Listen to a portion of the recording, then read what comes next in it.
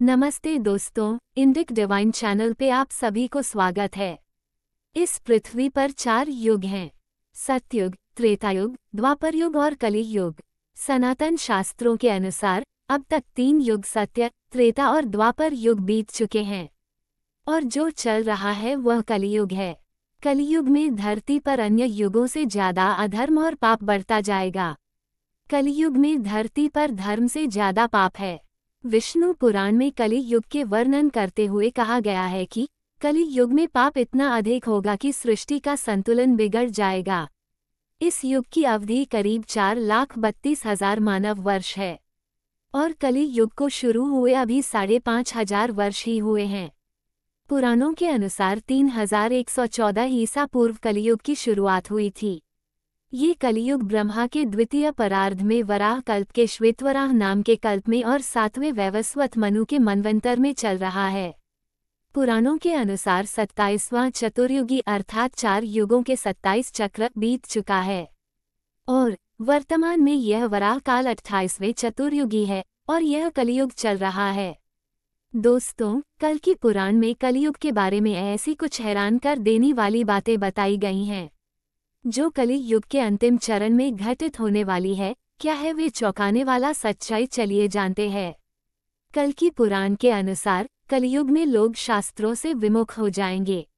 अनैतिक साहित्य ही लोगों की पसंद हो जाएगा। बुरी बातें और बुरे शब्दों का ही व्यवहार किया जाएगा। स्त्री और पुरुष दोनों ही अधर्मी हो जाएंगी।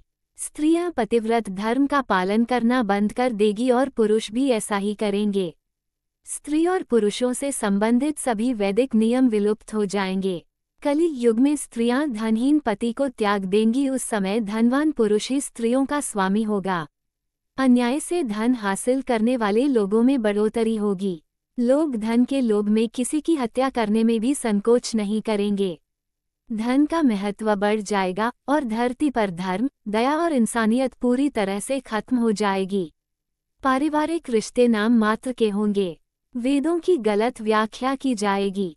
बच्चे अपने माँ बाप की सेवा नहीं करेंगे।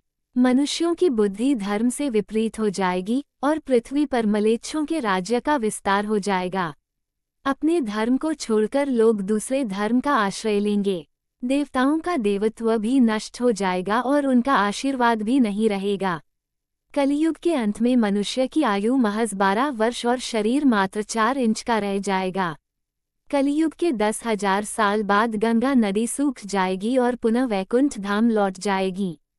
साथ ही सभी पवित्र नदियां, तीर्थ स्थल विलुप्त हो जाएगी।